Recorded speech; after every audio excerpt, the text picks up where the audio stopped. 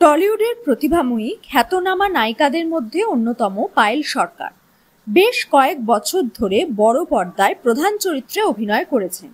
এবার জি5-এ কাটায় কাটায় ওয়েব সিরিজে থ্রিলার চরিত্রে অভিনয় করলেন তিনি। কি বললেন চরিত্রটা নিয়ে শুনে নিন।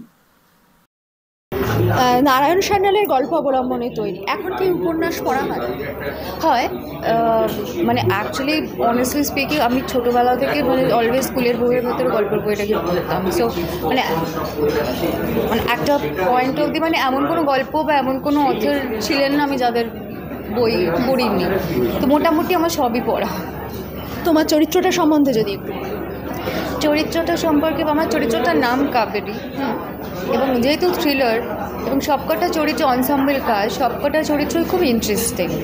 মানে প্রত্যেকটা চরিত্রের ক্ষেত্রে মানে এই চরিত্রটার ক্ষেত্রে একটা খুব খুব টুইস্টেড জায়গাতেই একটা টার্নিং পয়েন্টে এই চরিত্রটা আসে, এবং চরিত্রটা না এক একটা সময় এক একটা ধরনের মানে ওর একটা চেহারা রিভিল্ড হতে থাকে আর কি। মানে it always feels that she is saying something and she is thinking something else. তো এই ওর চরিত্রে, এই কাবেরীর চরিত্রে there is always this duality. And যেহেতু murder mystery and there are so many characters, সবার উপরে কিছু না কিছু সাসপিশনস যাচ্ছে। যখন সাসপিশন যাচ্ছে there is a reason, and they always have an alibi যার উপর সাসপিশন যায়। সো এইরকম এই চরিত্রটা একটা খুব খুব ইন্টারেস্টিং জার্নি রয়েছে। তোমার আর কি কাজ আসছে?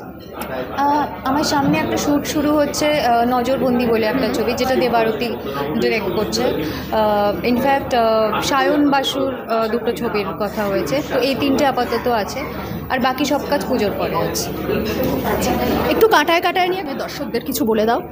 দর্শকদের এটাই বলতে চাই যে 15 অগস্ট জি5-এ রিলিজ করছে আমাদের নতুন সিরিজ কাটায় কাটায়, ডিরেক্টেড বাই জয়দীপ দা, এবং খুব ইন্টারেস্টিং একটা স্টার কাস্ট রয়েছে। লাইক স্টার্টিং উইথ অপুদা, আমাদের সবার প্রিয়, অনন্যাদি, মীর, সোহম, এবং আমিও রয়েছি। তো সবাই দেখবেন। নারায়ণ সান্যালের খুব জনপ্রিয় একটা গল্প সোনার কাটা, সেটাই আপনারা ফাইনালি পর্দায় দেখতে পাবেন সিরিজ হিসেবে। তো দেখবেন এবং ডেফিনেটলি জানাবেন কেমন লাগবে।